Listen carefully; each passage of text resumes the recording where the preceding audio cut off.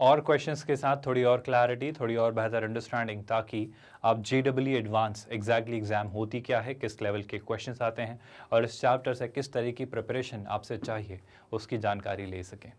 हम सारे ही JEE advance के PYQs कर रहे हैं हर एक चैप्टर के साथ। पहले उनके कंसेप्ट करते हैं ऑफकोर्स, ताकि चैप्टर आपको समझ आए। उन कंसेप्ट्स को कंसोलिडेट करवाते हैं, उसमें पूछे गए आपके एग्जाम्पल्स और इलस्ट्रेशंस के साथ, एंड देन इस तरीके से हम JEE एडवांस के PYQs पर शिफ्ट होते हैं। कोऑर्डिनेट कर लिया है, अब हम कैलकुलस पर हैं। इसके बाद वेक्टर्स इन 3D, अलजेब्रा और ट्रिगो आपके पेंडिंग है। हर एक चीज़ सिस्टमैटिकली करेंगे। आप बस ये लेक्चर सारे देखिए, नोट्स बनाइए और क्वेश्चंस प्रैक्टिस करिए, क्योंकि हम एक 100% free of cost quality online education platform है किंडरगार्टन से 12th स्टैंडर्ड तक। आप हमारे नोट्स, PDFs और ई-बुक्स भी डाउनलोड कर सकते हैं। इसके लिए आपको इस वीडियो के डिस्क्रिप्शन में दिए गए लिंक गेट नोट्स पर क्लिक करना होगा। आज का अगर मैं फर्स्ट क्वेश्चन अनफोल्ड करता हूं तो देखिए ज़रा ध्यान से, ये एक मैट्रिक्स मैच टाइप क्वेश्चन है और इसमें अगर हम ध्यान से देखें तो मुझे लग रहा है कि कुछ क्वेश्चंस आपके रिस्पेक्टिवली जब जब चीज़ें होनी हैं, जब जब चीज़ें करनी हैं तब ही की जाएंगी। और अदर आई वुड से मेरे ख्याल से सारे ही क्वेश्चंस आपके किस तरीके से, देखो अगर मैं एक एक करके क्वेश्चन पहले समझूँ। Interval contained in the domain of definitions of non zero solutions of the differential equation. तो इस क्वेश्चन को हम टू बी वेरी ऑनेस्ट तब करेंगे जब हम डिफरेंशियल इक्वेशंस पढ़ेंगे, जो आपका कैलकुलस का फाइनल चैप्टर है। इसे अभी नहीं कर रहे, trust me, I will make you understand this question thoroughly, और हम इस क्वेश्चन को बहुत इजीली सॉल्व भी कर लेंगे, निश्चिंत रहिए। अगला सवाल, interval containing the value of this integral. तो एक एक्सप्रेशन है जिसका इंटीग्रल निकालना है। ये आपके डेफिनेट इंटीग्रेशन का बहुत आसान सा सिंपल सा क्वेश्चन है, यकीन करिए हम कर लेंगे, है ना। JEE एडवांस 2009 का एक क्वेश्चन है। Interval which contains at least one of the points local maximum. अगर लोकल मैक्सिमम पिक्चर में आ रहा है तो बिल्कुल ये क्वेश्चन हम करेंगे, जो कि एक्सप्रेशन है cos² plus sin x। Interval in which tan inverse of sin x plus cos x is increasing. ये कौन से इंटरवल में इंक्रीज होता है? तो बिल्कुल ये भी आपके एप्लीकेशन ऑफ डेरिवेटिव्स का कंसेप्ट पर बेस्ड क्वेश्चन है, तो ये भी हम निसंदेह ट्राई करेंगे। तो एक एक करके सारे पार्ट ट्राई करते हैं। पहले इस पार्ट को देखते हैं और इसे समझते हैं कि एग्जैक्टली यहाँ पर चीज़ें दी क्या जा रही हैं और हो क्या रही हैं। बड़े गौर से देखिएगा और अच्छे से समझिएगा। cos² प्लस sin x है ना, हमारा ये एक्सप्रेशन है, ठीक है सर। क्या लिखा हुआ है? cos² plus sin x। ये आपका क्या है सर? ये आपको जो दिया गया है ये आपका f(x) है। सर कोई तरीका क्या मैं सीधे f'(x) निकाल लूँ और मैक्सिमा मिनिमा पर बात करूँ, या इसे थोड़ा सिंप्लीफाई कर लूँ? जैसा आपको ठीक लगे, जो आपको ठीक लगे। मैं तो कहता हूँ इसके A और D पर भी जाने की ज़रूरत नहीं है, मतलब इसको एक्चुअली डिफरेंशिएशन और उसके पर्सपेक्टिव से सोचने की ज़रूरत नहीं है, अगर आप चीज़ें अच्छे से देख पा रहे हो तो। अच्छे से देखने का मतलब क्या होता है, ज़रा देखो, मैं आपसे कहता हूँ, सुनिएगा ध्यान से। cos² लिखा हुआ है, मैं इसमें एक काम करता हूँ, sin² ऐड करता हूँ। अब हम अपनी मर्जी से तो करेंगे नहीं, तो sin² अगर ऐड किया है तो sin² सब्ट्रैक्ट भी कर दूंगा। तो इस तरीके से कुछ ये ऐसा एक एक्सप्रेशन बन रहा है। क्या बन रहा है भाई? cos² प्लस sin x तो है ही, तो cos² प्लस sin x है ही, मैं sin² ऐड और सब्ट्रैक्ट किया। जब ऐसा किया तो क्या हुआ वो समझते हैं। जब ऐसा किया तो सर कुछ ऐसा मिला, sin² प्लस cos² कितना 1 है ना, प्लस लेट्स से मैं क्या लिख लेता हूँ sin x, जिसे मैं बाद में डील करूँगा। और यहाँ पर क्या दिख रहा है? यहाँ पर ये दिख रहा है sin² प्लस sin x। जब मुझे एक sin x में एक एक्सप्रेशन मिल रहा है जिसकी पावर 2 पावर 1 और एक कांस्टेंट टर्म मुझे मिल रही है, is there any way, is there any approach, is there any idea to convert it into a perfect square? अगर आप किसी क्वाड्रेटिक की रेंज जानना चाहते हो तो सबसे अच्छा अभी फिलहाल जो तरीका आपको पता है वो ये कि सर इसे ना परफेक्ट स्क्वायर में कन्वर्ट करने की कोशिश करो। तो दिमाग लगाते हैं। दिमाग लगाने का मतलब है मेरे पास ये तो कुछ है ना। सुनना, सारी बातें छोड़ो, इसे ऐसे बताओ और ध्यान से देखना। इस sin² को मैं देखता हूँ, है ना, इस 1 को अलग रख दो, sin x से बात करेंगे हम। पर पहले देखो, ये 1 एज इट इज़ मैंने यहाँ रखा, यहाँ पर नेगेटिव साइन कॉमन लिया। बहुत ध्यान से देखना, इंटरेस्टिंग पार्ट है।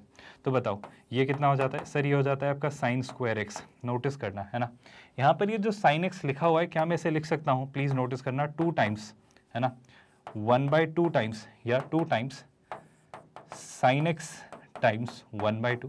आई होप आपको नजर आ रहा है ऐसा मैं क्यों कर रहा हूँ ना। ऑफकोर्स sin x है तो उसके आगे क्या आ जाएगा भाई? Negative sign. नेगेटिव साइन क्यों हो जाएगा? क्योंकि यहाँ पॉजिटिव था, नेगेटिव कॉमन लिया।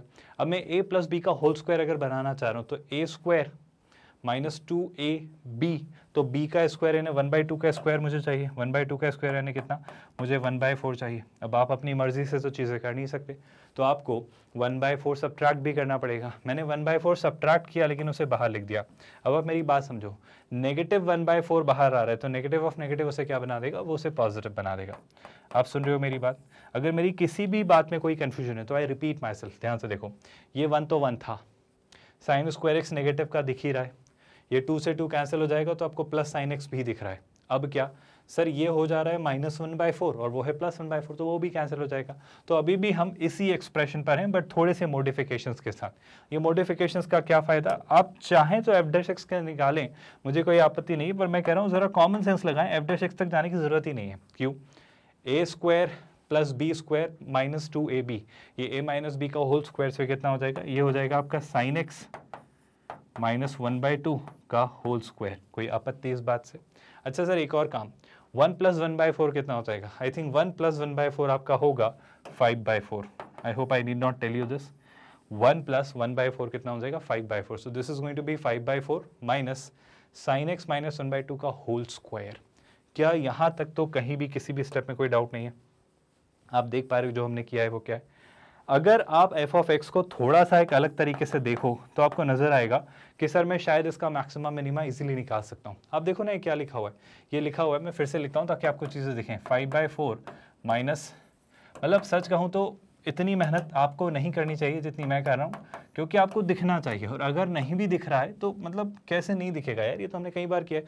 5/4 माइनस sin x -1/2 की पावर x क्यों लिख रहा हूँ मैं, इसका क्या होगा भाई, इसका स्क्वायर है ना, तो ये आपका क्या है, ये आपका f(x) है। ऐसी गलतियां मुझसे हो जाती हैं, मैं कभी कुछ कुछ लिख देता हूँ ना, तो आप ऐसे सिली एरर्स मत करना। चलो अब क्या, फिर से वही कहानी। आप बताओ sin x कहाँ से कहाँ तक होता है, मैं इसका मिनिमा और मैक्सिमा निकालने में इंटरेस्टेड हूँ। तो कॉमन सेंस वाली बात है सर, sin x जो है आपका, है ना, वो आपका हमेशा -1 से 1 तक होता है। सुनना ध्यान से, मैं आऊँगा कि वो मिनिमम या लोकल मैक्सिमा कहाँ मिलेगा। हमसे क्या पूछा जा रहा है, हमसे x की वैल्यू पूछी जा रही है ना, interval in it one of the local minima local maxima. मैं कह रहा हूँ मैक्सिमम वैल्यू मिनिमम वैल्यू भी निकाल लेते हैं, वैसे दिख ही रहा है कहाँ होगा, पर फिर भी मैं आपसे बात करना चाहता हूँ कि मिनिमा और मैक्सिमा कैसे निकलेगा और कहाँ निकलेगा, वो दोनों बात करते हैं, और कितना होगा वो पहले बात कर लेते हैं। तो sin x अगर -1 से 1 के बीच है तो बड़े ध्यान से देखिएगा, आप क्या करते हो, आप 1/2 तीनों साइड्स पर सब्ट्रैक्ट करते हो। तो -1 -1/2 कितना, -3/2, ये कितना हो जा रहा है, ये हो जा रहा है आपका sin x -1/2, और 1 - 1/2 कितना होता है, आई थिंक 1/2। कोई परेशानी? अब एक समस्या सर, अगर आप इसका स्क्वायर करने चलें तो स्क्वायर में ध्यान से देखिएगा, ये 1.5 है नेगेटिव साइन के साथ, आप सुन रहे हो, ये आपका कुछ है जो कि -1.5 से 1.5 तक जा रहा है। तो जाहिर सी बात है, नंबर स्केल पर प्लॉट करो। देखो नंबर स्केल पर क्या हो रहा है, एक नंबर है ये, इसे अगर मैं एक नंबर मान लूँ तो ये नंबर आपका -1.5 से कहाँ तक है, 0.5 तक। अब कॉमन सेंस क्या कहता है, कॉमन सेंस ये कहता है इन दोनों में मैग्नीट्यूड वाइज जो भी बड़ा है उसके स्क्वायर तक बात जाएगी। आप मेरी बात समझ पा रहे हो, क्योंकि ये 0 से 1 के बीच है और ये 1 से बड़ा है, तो जाहिर सी बात है अगर आप इन दोनों के बीच के नंबर्स का स्क्वायर करें तो वो जो स्क्वायर होगा, मतलब मैं इस पर स्क्वायर लेना चाह रहा हूँ, तो इसका स्क्वायर जो होगा वो 0 से 1.5 के स्क्वायर तक होगा। क्या आप मेरी बात डाइजेस्ट कर पा रहे हो? बस ऐसे ही बात निकली है तो मैं आपसे बात करना चाह रहा हूँ, है ना। तो यहाँ पर अगर मैं देखूँ और आपसे पूछूँ कि sin x, वैसे ये सारी बातें इतनी मेहनत किए बिना भी कॉमन सेंस से निकाली जा सकती हैं, मैं ये भी सिखाऊंगा आपको, पर आप बिल्कुल मैथमेटिकली स्ट्रक्चर्ड मैनर में चलना चाहें वो भी चल सकते हैं। एक नेगेटिव से एक पॉजिटिव वैल्यू तक ये है ना, तो ऑफ कोर्स इसका स्क्वायर पहली बात तो 0 से शुरू होगा और कहाँ तक जाएगा, इन दोनों में मैग्नीट्यूड वाइज बड़ा कौन है, 3/2, तो इसके स्क्वायर तक बात जाएगी। अगर ये दोनों 0 से 1 के बीच होते तो भी मैं देखता स्क्वायर में बड़ी वैल्यू कौन है उस तक जाते। आई होप उसमें छोटी वैल्यू पर बड़ी वैल्यू मिलती है। आई होप आप समझ पा रहे हो। तो यहाँ पर -3/2 का स्क्वायर कितना हो जाएगा, 9/4। तो मेरे ख्याल से सर आपका sin x -1/2 का स्क्वायर 0 से 9/4 के बीच मिलेगा। अगर मैं इसका नेगेटिव ले लेता हूँ तो आपको साइन इन्वर्ट कर देना है, तो उस केस में क्या हो जाएगा सर, उस केस में आपका ये जो होगा कौन सा, minus of sin x minus कितना 1/2 का होल स्क्वायर, ये उस केस में उल्टा होकर ऐसा कुछ हो जाएगा कि सर वो -9/4 से 0 तक होगा। अब मुझे क्या कर लेना है, मुझे उसमें 5/4 और ऐड कर लेना है। तो जैसे ही मैंने 5/4 और ऐड किया, जैसे ही हमने 5/4 और ऐड किया तो यहाँ पर 5/4, यहाँ पर 5/4 और यहाँ भी 5/4 आप ले आएंगे। जब आप ऐसा करते हैं तो ये आपका एक्सप्रेशन है, याद है क्या, एफ ऑफ एक्स जो आपको क्वेश्चन दिया गया था, और इसकी मैक्सिमम और मिनिमम वैल्यू यानी इसकी अगर मुझसे रेंज पूछी जाती है ना, मैंने एक क्वेश्चन एक्स्ट्रा आपसे सॉल्व करवा दिया, कोई फर्क नहीं पड़ता इस बात से। 5/4 माइनस 9/4 देखो कितना बन रहा है सर, ये बन रहा है 5 माइनस 9 कितना, -4 आई होप, -4/4 कितना, -1, तो सर ये -1 से जाएगा कहाँ तक, 5/4 तक। अगर रेंज पूछी जाती कि मिनिमम वैल्यू कितनी होगी, मैक्सिमम वैल्यू कितनी होगी, तो आपका cos square x plus sine x हमेशा -1 से 5/4 तक होगा। खैर ये सवाल नहीं था, पर एक एक्स्ट्रा हमने चीज़ सीखी जो हमारे लिए फ़ायदे की है। कभी ना कभी जीवन में आप अगर इस तरीके की चीज़ों को एनकाउंटर करें तो आप निकाल पाएंगे। अब मैं कॉमन सेंस पर बेस्ड बात कहता हूँ, सुनो, इतनी मेहनत करने की ज़रूरत ही नहीं थी। क्यों, समझो। साइन एक्स -1/2 का स्क्वायर ये है, तो आप मुझे बताओ इसकी मैक्सिमम वैल्यू और इसकी मिनिमम वैल्यू क्या होगी। सर जब साइन एक्स 0 होगा ना, आई रिपीट, जब साइन एक्स 0 होगा तो आपको इस अंदर वाले एक्सप्रेशन की क्या वैल्यू मिल जाएगी, मिनिमम। क्यों सर, क्योंकि उस केस में सुनना ध्यान से, ये स्क्वायर है इसलिए मैं ध्यान रख के बोल रहा हूँ, है ना। जब 0 रहा तो 1/2 का स्क्वायर कितना, 1/4, आई होप आपको दिख रहा है। लेकिन जब ये -1 रहेगा, आई होप आप सुन रहे हो। अच्छा बाय द वे इसकी मिनिमम वैल्यू सच कहूँ तो 0 पर नहीं, जब साइन एक्स 1/2 होगा तो 1/2 माइनस 1/2 0, तो 0 का स्क्वायर 0, तो एक बार तो 0 हो जाएगा, मिनिमम वैल्यू 0 होगी, टू बी वेरी ऑनेस्ट। लेकिन मैक्सिमम वैल्यू क्या होगी सर, जब साइन एक्स 1 नहीं -1 होगा, तो -1 माइनस 1/2 -3/2 और उसका स्क्वायर हो जाएगा 9/4। तो ये जो एक्सप्रेशन है ये हमेशा 0 से 9/4 के बीच रहेगा। कॉमन सेंस से भी सोच सकते थे। नहीं क्लिक करता है कैसे सोचना है, तो बिल्कुल मैथ आपके साथ है, आप मैथमेटिकली अप्रोच करिए, बात निकल जाएगी। फिर क्या, उसका नेगेटिव ऑफ 9/4 से 0 तक रहेगा, उसमें 5/4 ऐड कर देंगे तो वो कुछ ऐसा आएगा। लेकिन सर लड़ाई ये हो रही है कि मैक्सिमम और मिनिमम एग्जैक्टली होगा कहाँ पर, तो बताओ मिनिमम वैल्यू कहाँ मिल रही है। सर मिनिमम वैल्यू जो है आपकी 0 है ना, मैं सही कह रहा हूँ क्या, I am really sorry, minimum value जो है -1 वो कहाँ मिल रही है, और मैक्सिमम वैल्यू है जो आपकी कितनी 5/4 वो कहाँ मिल रही है। इन दोनों बातों की लड़ाई चल रही है।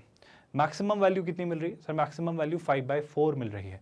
5/4 कब मिलेगी, कॉमन सेंस, सर 5/4 तब मिलेगी जब ये 0 होगा, क्योंकि 5/4 माइनस समथिंग, तो जब ये ज़्यादा से ज़्यादा छोटा होगा तब ये बड़े से बड़ा होगा, और जब ये बड़े से बड़ा होगा तब ओवरऑल ये छोटा होगा, क्योंकि माइनस हो रहा है, ये नेगेटिव वैल्यू है। आई होप आप मेरा पॉइंट समझ पा रहे हो। तो मैं ये कहना चाह रहा हूँ ये एक्सप्रेशन 0 कब हो रहा है सर, जब साइन एक्स 1/2 हो रहा है।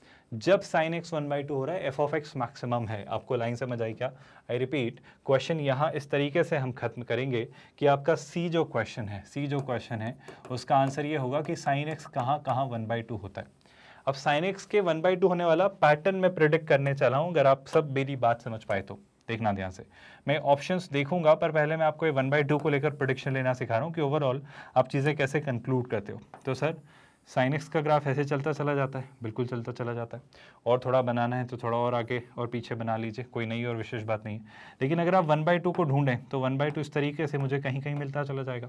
ये 1/2 कहाँ है सर, 30 डिग्री, फिर क्या सर 180 माइनस 30 कितना 150, तो टेक्निकली इन पॉइंट्स पर वो मिलेगा, कहाँ 30 पर मिलेगा, 150 पर मिलेगा, फिर कहाँ मिलेगा, फिर आपको यहाँ मिलेगा जो कि कितना होगा 2π + 30, यहाँ कितना होगा 3π - 30। आप पैटर्न समझ पा रहे हो क्या, मैं सिंपल सा पैटर्न दे रहा हूँ। पाई के इवन मल्टीपल में 30 ऐड हो रहा है, और पाई के उल्टा बोल दिया, पाई के ऑड मल्टीपल में 30 यहाँ ऐड हो रहा है, और पाई के इवन मल्टीपल में से 30 सब्ट्रैक्ट हो रहा है। आई एम रियली सॉरी, मैं फिर से उल्टा बोल रहा हूँ, मैं इसे लिख ही लेता हूँ। ये 0 है और ये पाई है, फिर से सुन लीजिएगा, जो पहली बार कहा था वो सही कहा था। पाई के ऑड मल्टीपल में 30 डिग्री ऐड हो रहा है, और पाई के ऑड नहीं है, 0 इवन है ना, मैं कुछ तो भी कह रहा हूँ, मैं लिख देता हूँ।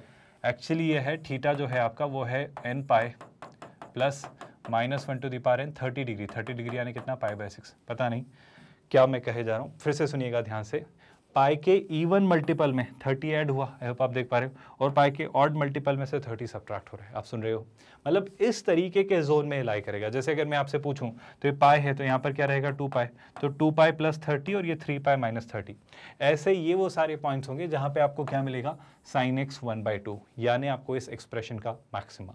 क्या पॉइंट समझ आ रहे हैं, मतलब जब भी एंगल कैसा मिले, जब भी एंगल ऐसा मिले क्या, या तो पाई के इवन मल्टीपल में 30 ऐड हो या फिर पाई के ऑड मल्टीपल में से 30 सब्ट्रैक्ट हो। अगर ऐसा कोई एंगल कहीं पर भी मिल रहा है तो वो आपका आंसर होगा। क्या मेरी बात आपको समझ आई है? तो अगर मैं सी का आंसर ढूंढूं तो ज़रा सोच के बताओ, आपका पी -π/2 से π/2 हो सकता है क्या? सर मेरे ख्याल से ध्यान से अगर देखा जाए तो नोटिस कर सकते हैं -π/2 से π/2 के बीच में आप नोटिस करो ये -π/2 है ना, और ये आपका π/2 है। तो जाहिर सी बात है सर -π/2 से π/2 के बीच में आपको एक पॉइंट मिल रहा है। तो पहले तो मैं यही कहूँगा कि हाँ सर पी तो है, पी तो वाजिब सी बात है, पी में कोई बुराई नहीं है। Interval in which at least one of the points of local maximum of this लाई, तो मेरे ख्याल से पी तो है, क्योंकि पी में -π/2 से π/2 के बीच में आपका 30 डिग्री आता है ना, 0 से π/2 में भी आता है, तो क्यू भी आपका आंसर है ना। अब ज़रा इसे देखते हैं, π/8 और 5π/4 अगर मैं पता कर पाऊँ कि एग्जैक्टली कहाँ होगा तो मैं मोटा मोटा आइडिया दे सकता हूँ। अब सुनना, π/8 और 5π/4 एक इंटरेस्टिंग पार्ट है, ध्यान से देखना, उसने बहुत सफाई से खेला है ये, देखना π/8 और 5π/4 अप्रॉक्सीमेटली बताओ π/8 कितना होता है? सर मैं जितना जानता हूँ ये कि π/4 होता है 45 डिग्री, सुन रहे हो आप लोग? तो π/8 यानी π/4 का हाफ, यानी π/8 कितना हो जाएगा? π/8 हो जाएगा 22.5, 45 का हाफ। अच्छा एक और बात कही उसने, क्या? 5π/4। आप सोचो कितना आगे चले गए आप, 5π/4 मतलब आप बहुत आगे चले गए, क्योंकि π/4 कितना होता है सर? π/4 होता है 45, तो जब आप इसमें 5 मल्टीप्लाई कर रहे हो तो 45 का 5 टाइम्स, मतलब आप बहुत आगे चले गए। तो जाहिर सी बात है उस इंटरवल में भी 30 डिग्री लाई करना तय है, क्योंकि आप देखो ना 22.5 से तो बड़ा ही होगा, और ये काफ़ी बड़ा है, 45 का कितना? 5 टाइम्स। आप सुन रहे हो क्या? तो जाहिर सी बात है आपको एक बार तो मिलनी है और ज़्यादा बार मिलेगा टेक्निकली। तो वो तो आपसे क्या पूछ रहा था? वो तो आपसे पूछ रहा था एटलीस्ट एक पॉइंट लाई करता है लोकल मैक्सिमा का। बिल्कुल करता है सर, कम से कम एक तो कर ही रहा है, तो मैं कहूँगा ये भी आपका आंसर है। पर अगर वो पूछता है एस, है ना, match the statement expression list 1 with the open intervals in list 2, जो एस वाला ऑप्शन है आपका 0 से π/8, आई होप ये सर गड़बड़ है। 0 से π/8 में मिलना मुश्किल है, क्योंकि 0 0 है, π/8 22.5 है, तो 0 से π/8 में नहीं सर 30 डिग्री पर मिलेगा। तो मैं कहूँगा ये वाला आपका ऑप्शन आंसर नहीं होगा, है ना, इसमें आपका लोकल मैक्सिमा लाई नहीं करता है। Interval in which at least one of the points of local maxima of cos square x plus sine x lies, है ना। इंटरवल इन विच, अच्छा इसके बाद टी को अगर देखा जाए तो -π से π सर जाहिर सी बात है बिल्कुल मिलना है, यहाँ भी संभावना है। तो मैं कहूँगा पी, क्यू, आर और टी, ये वो 4 ऑप्शन हैं जहाँ पर डेफिनेटली आपका ये लोकल मैक्सिमा अटेन करेगा। Next question, interval in which tan inverse of sin x plus cos x is increasing. अब मेरा कहना है ये कब इंक्रीजिंग होता है? पहली बात तो tan इनवर्स आपका एक इंक्रीजिंग फंक्शन है, आई होप आप ये सब बात जानते हो।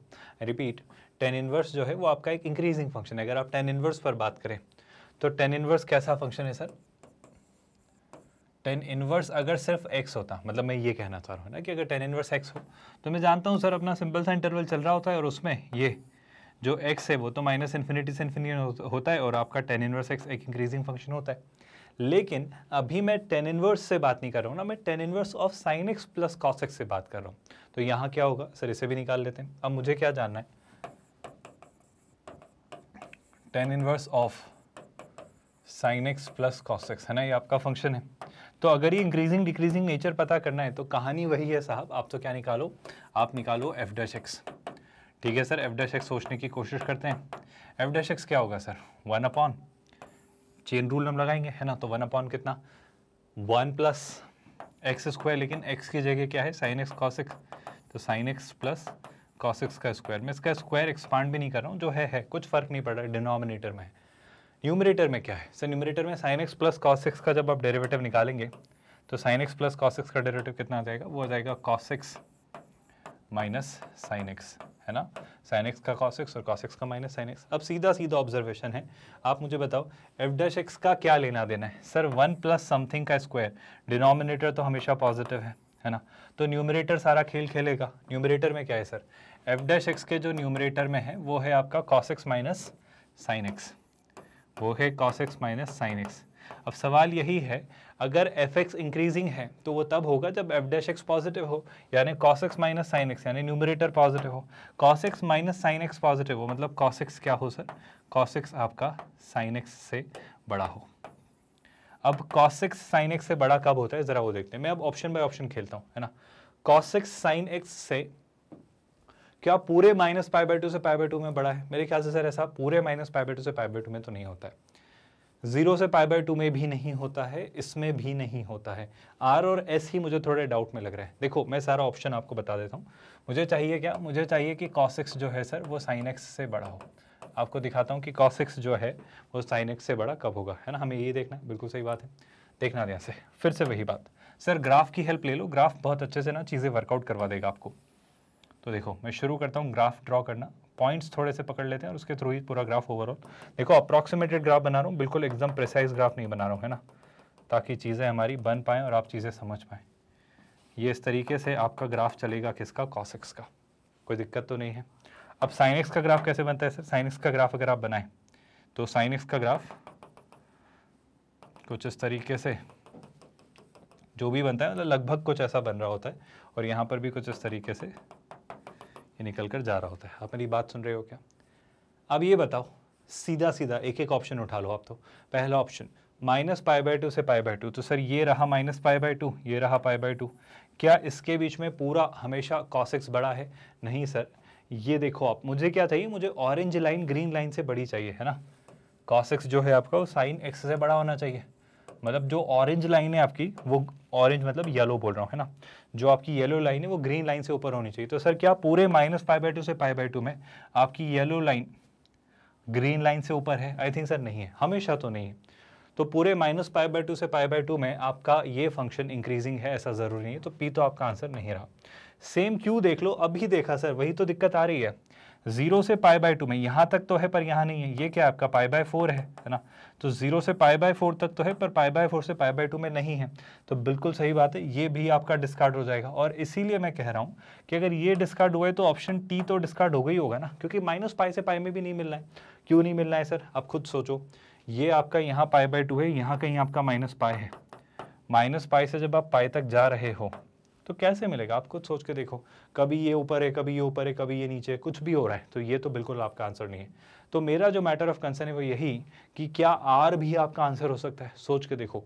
5 पाई बाई 4, 5 पाई बाई 4 यानी 45 का 5 टाइम्स, 45 का 5 टाइम्स, 45 का डबल ही ले लो, 45 का डबल हो जाता है 90। तो पाई बाई 8 से 5 पाई बाई 4, आप सोच के देखो कितना आगे निकल जाएगा। मतलब 5 पाई बाई 4 बहुत आगे आप गए हो। 90 का डबल 180, उसमें भी और ऐड किया तो 2 to 5। तो पाई बाई 8 ऑफकोर्स यहाँ कहीं होगा, यहाँ कहीं रहा होगा, मैंने मानी आपकी बात। लेकिन पाई बाई 8 के बाद 5 पाई बाई 4 काफ़ी आगे एक वैल्यू है जिसमें कभी cos x कभी sin x ऊपर रहता है। आप देखो यहाँ sin x ऊपर है, यहाँ cos x ऊपर है। 5 पाई बाई 4 2 to 5 डिग्री, बहुत आगे आप निकल गए। तो टेक्निकली मतलब 2 to 5 मतलब यहाँ कहीं और यहाँ कहीं भी देखा तो जाहिर सी बात है कभी कौन ऊपर रह रहा है सर? कभी आपका cos x ऊपर रह रहा है, देखो ज़रा यहाँ पर इतने जोन में, और फिर आपका sin x ऊपर रह रहा है। तो इसमें भी सवाल नहीं उठता। तो मैं एक ही ऑप्शन के साथ रह जाता हूँ। एक ही ऑप्शन बचता है, कौन सा? मतलब पहली बात तो आपका मैंने एस क्यू क्रॉस किया, एस मैंने शायद इस सी के लिए क्रॉस किया होगा ना, I'm really sorry, है ना। तो अगर मैं बात करूँ आर ऑप्शन की तो आर भी आपका ऑप्शन नहीं है, तो एस होना चाहिए। 0 से पाई बाई 8 में देख लेते हैं सर। 0 से पाई बाई 8, ये 0 है और ये पाई बाई 8 है। 0 से पाई बाई 8 में sin x यहाँ है और cos x यहाँ है, और दिख रहा है कि cos x जो है वो sin x से बड़ा है। और अगर cos x जो है आपका वो sin x से बड़ा है, आई रिपीट, अगर cos x आपका sin x से बड़ा है तो tan inverse of sin x plus cos x एक इंक्रीजिंग फंक्शन होगा 0 से पाई बाई 8 में। क्या आपको ये लाइन ओवरऑल समझ आई? तो डी के लिए आप क्या मार्क करोगे? एस। क्या पूरा पार्ट, पूरा कंक्लूजन क्लियर है कि इसके दोनों पार्ट्स हमने कैसे सोचे और उन्हें कैसे वर्कआउट किया? मुश्किल तो नहीं है चीज़ें। ग्राफ के थ्रू आपको हमेशा हेल्प मिलेगी चीज़ों को वर्कआउट करने में। अगर आप ग्राफ्स की अंडरस्टैंडिंग रखते हो, हर एक चीज़ को आपने ठीक से पढ़ा है, तो आप मुश्किल में नहीं आओगे और चीज़ें सोच पाओगे। यहाँ देखना, ये और मज़ेदार और इंटरेस्टिंग और बेहतरीन सा एक क्वेश्चन है जिसमें और मज़े से आप चीज़ें सीखोगे। पहले तो क्या? Answer the following questions bye appropriately matching the information given in the 3 columns of the following table. तो एक आगे जाकर टेबल दी गई है जिसको हम देखेंगे, पर उससे पहले क्या सर? एफ ऑफ एक्स है आपका x plus log x minus x log x, कुछ लिखा हुआ है, ठीक है सर। लिस्ट 1 इंफॉर्मेशन देती है आपकी किसके बारे में? कि F x, F dash x और एफ डबल डैश एक्स 0 कब होंगे। लिस्ट 2 जो भी हम देखेंगे इंफॉर्मेशन देती है कि सर लिमिट अगर अप्लाई करी जाए किस किस पर, एफ एक्स पर, एफ डैश एक्स पर, एफ डबल डैश एक्स पर, इन्फिनिटी पर, तो वो कैसे बिहेव करेंगे, ठीक है। और लिस्ट 3 जो थर्ड आपका कॉलम होगा वो आपको बताएगी क्या information about the increasing and decreasing nature of F x and F double dash x, मतलब एफ एक्स कब इंक्रीज और डिक्रीज हो रहा है, एफ डबल डैश एक्स कब इंक्रीज और डिक्रीज हो रहा है, ये नेचर आपको बताएगी। तो एक एक करके मैं अब सारी लिस्ट आपको दिखाना चाह रहा हूँ। ये आपकी लिस्ट है ओवरऑल, है ना, कि कब कौन इंक्रीज हो रहा है, कब कौन डिक्रीज हो रहा है, इन्फिनिटी पर कब कौन कहाँ जा रहा है, और कब कौन जीरो हो रहा है, ये सारी कहानी है। मैं सारी बातें निकालूंगा। मेरा कंसर्न क्या है सर, मेरे 2-3 कंसर्न्स हैं। मुझे देखना है एफ एक्स कब जीरो हो रहा है, मुझे देखना है एफ डैश एक्स कब जीरो हो रहा है, और मुझे ये भी देखना है कि एफ डबल डैश एक्स कब जीरो हो रहा है। आई होप आपको समझ आ रहा है इससे क्या फायदा होगा। मुझे ये देख लेना है कि F x, F dash x और एफ डबल डैश एक्स जब एक्स इन्फिनिटी को अप्रोच करता है तो ये किसे अप्रोच करते हैं, निकाल लेंगे। मुझे ये भी देखना है कि किस किस इंटरवल में कौन सा फंक्शन कैसे बिहेव कर रहा है, मतलब एफ एक्स इंक्रीजिंग है और डिक्रीजिंग है कब, और एफ डैश एक्स कब इंक्रीजिंग और कब डिक्रीजिंग है ये। आई थिंक सर ये सारी कहानियों के जवाब एक तो आप लिमिट के क्वेश्चन से सॉल्व कर पाएंगे, और अपने ऑफ कोर्स सीधे सीधे मैक्सिमम मिनिमम मोनोटोनिसिटी और एप्लीकेशन ऑफ डेरिवेटिव के कंसेप्ट से कर पाएंगे। तो एक एक करके चीज़ें सोचते हैं और निकालते हैं। पहले तो मुझे बताओ, सारी बातें छोड़ के आप मेरी हेल्प करोगे एफ डैश एक्स और एफ डबल डैश एक्स निकालने में। Sir x plus log x minus x log x, है ना, जो एफ एक्स आपका है उसे सुनिएगा ध्यान से। इस क्वेश्चन पर मैं आ रहा हूँ, पर पहले एफ ऑफ एक्स क्या है वो सुनना। एफ ऑफ एक्स आपका है एक्स, है ना, फिर क्या भाई, plus log x minus x log x, तो x plus log x minus x log x. और उसने खुद इसका डोमेन डिफाइन किया जो मेरे ख्याल से भी सही है कि आप x की वैल्यू 0 से इन्फिनिटी ही लोगे, ओपन ब्रैकेट, है ना। तो उसने खुद इसका डोमेन आपको समझाने की कोशिश की है कि आप डोमेन क्या रखेंगे भाई, 0 से इन्फिनिटी। क्या ये बात आपको डाइजेस्ट हो रही है? तो सर x की वैल्यू हमेशा पॉजिटिव रहेगी, ठीक है। मुझे f ऑफ x के बारे में कुछ तो पता है कि f ऑफ x एग्जैक्टली है क्या, और जब बिल्कुल स्पष्ट फंक्शन ही दे दिया गया है तो चीज़ें सोची जा सकती हैं आसानी से। बाय द वे ये क्वेश्चन कौन से ईयर का है, 2017 का, एक अच्छा क्वेश्चन है, ध्यान से देखिएगा एक एक करके। मैं सारी बातें छोड़ पहले ना सर 2 चीज़ें निकाल कर अपना जीवन सुलझा लेना चाहता हूँ। मुझे आप ये सिखा दो एफ डैश एक्स क्या आएगा, है ना। तो देखो कॉमन सेंस, एक्स का डेरिवेटिव 1, लॉग एक्स का डेरिवेटिव 1/x। यहाँ पर जब आप प्रोडक्ट रूल लगाएंगे तो देखो पहले x का डेरिवेटिव 1 तो क्या बचेगा, माइनस लॉग एक्स, और जब आप x एज इट इज रखते हुए log x का डेरिवेटिव निकालेंगे तो 1/x, तो x इंटू 1/x 1, लेकिन यहाँ क्या लिखा है माइनस, तो -1, और -1 में 1 ऐड किया तो शैलाई से ये ओवरऑल ऐसा कुछ बचेगा। बहुत बढ़िया सर, ये तो कुछ अच्छा सा दिख रहा है, और जीवन मुझे पहली बार लाइफ में थोड़ा आसान लग रहा है कि JEE एडवांस ने शायद एक आसान क्वेश्चन दिया है ना। और एफ डबल डैश एक्स अगर मैं निकालूं तो वो भी निकाल लेते हैं, क्या होगा 1/x आपका -1/x²। आई होप अब आप ये चेन, ये प्रोसेस जानते हैं, इसे आप भूले नहीं हैं। और माइनस लॉग एक्स कितना हो जाएगा, -1/x। तो ये आपके एफ डैश एक्स और एफ डबल डैश एक्स आ चुके हैं। मेरा ये कहना है अगर मैं एफ डैश एक्स और एफ डबल डैश एक्स को 0 के इक्वल रख कर अपने क्रिटिकल पॉइंट्स निकालना चाहूँ तो क्या मैं ये कर सकता हूँ? मेरा कहना है बिल्कुल किया जा सकता है। ये हमारे लिए एक मुश्किल वाली बात नहीं होगी और तकलीफ वाली बात बिल्कुल भी नहीं होगी। तो सर ये तो हम निकाल लेंगे, ये बड़ा विशेष हमारा मैटर ऑफ कंसर्न नहीं है। पर इसके अलावा जब एक्स आपका इन्फिनिटी को अप्रोच करता है तब आपके ही एफ डैश एक्स और आपके एफ डबल डैश एक्स और एफ एक्स किसे अप्रोच करते हैं ये भी मुझे निकालना है। अच्छा, मैं क्रिटिकल पॉइंट निकाल लूँ क्या? पहले क्रिटिकल पॉइंट मतलब इनको लेकर थोड़ी जानकारी ले लेते हैं और इनको लेकर थोड़ी जानकारी ले लेते हैं, कन्फ्यूजन तो नहीं है, ज़रा एक एक करके सुनिएगा, है ना। ये तीनों चीज़ें अपने पास रखना क्योंकि हमारे काम आएगी। मैं क्रिटिकल पॉइंट अगर निकालूँ तो मुझे हेल्प करिए आप, एफ डैश एक्स कब 0 होता है ज़रा बताइए। सर एफ डैश एक्स यानी क्या, यानी कि 1/x माइनस लॉग एक्स, है ना। ध्यान से देखना, थोड़ा सा लेंदी हो सकता है क्वेश्चन पर है आसान ही।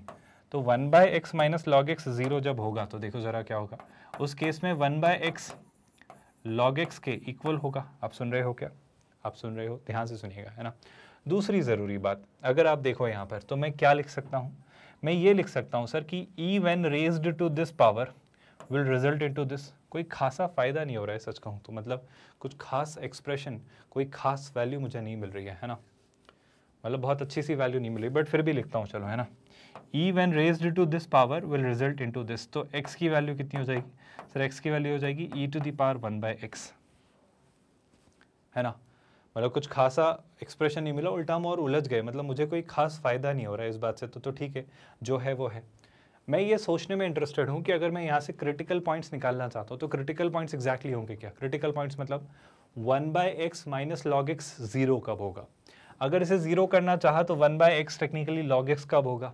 अब ये थोड़ा सा मुश्किल हो जा रहा है क्योंकि ई को इस पर रेस कर रहे हैं तो वापस एक्स आ रहा है, तो इससे तो कोई खास फायदा नहीं हो रहा है। ठीक है सर, सोचेंगे और ये भी देखेंगे कि ये ज़ीरो होगा भी या नहीं कभी। ठीक है, जो भी आएगा समझ आएगा, है ना। इसके अलावा कोई और तरीका मेरे ख्याल से तो अभी नहीं दिख रहा है, आएगा दिमाग में तो सोचेंगे। एफ डबल डैश एक्स को भी सोच लेते हैं, देखना ध्यान से। एफ डबल डैश एक्स क्या कहता है सर? ये कुछ कह रहा है -1/x² -1/x, है ना। मैं थोड़ा देख रहा हूँ चीज़ों को, फिर हम साथ में एक साथ एक एक करके जो भी आइडिया आते जाएंगे उसके थ्रू वर्कआउट करेंगे। एफ डबल डैश एक्स कहता है -1/x² -1/x। आई होप यही लिखा है, कुछ गलत तो मैं नहीं लिख रहा हूँ, होपफुली बिल्कुल सही। अब देखो भाई, मुझे एक वैल्यू स्ट्राइक कर रही है, एक वैल्यू क्लिक कर रही है। अगर आप समझो तो वैसे इसे ऐसे देखो, अगर ऐसे नहीं समझ आ रहा है, क्योंकि मुझे दिख रहा है, मैं आपसे कह रहा हूँ आपको भी दिख जाना चाहिए, बट नहीं दिख रहा है तो ऐसे सोचो। इन्हें थोड़ा सोचा है ना, तो एफ डबल डैश एक्स में डिनोमिनेटर में तो x² आना तय है। अब यहाँ पर जो आएगा वो कितना हो जाएगा -1, और यहाँ पर जो हो जाएगा वो कितना होगा -x। मेरी बात आप समझ पाए क्या? यहाँ से अगर मैंने देखा तो मुझे एफ डबल डैश एक्स जब 0 के इक्वल रखा तो क्या मिल रहा है सर? ये तो ऑफकोर्स पॉजिटिव है, लेकिन -1 - x को 0 के इक्वल रखा तो 1 + x 0 हो गया, यानी x कितना हो गया -1। मैं कह रहा हूँ ये बात आप ना यहीं से सोच सकते थे।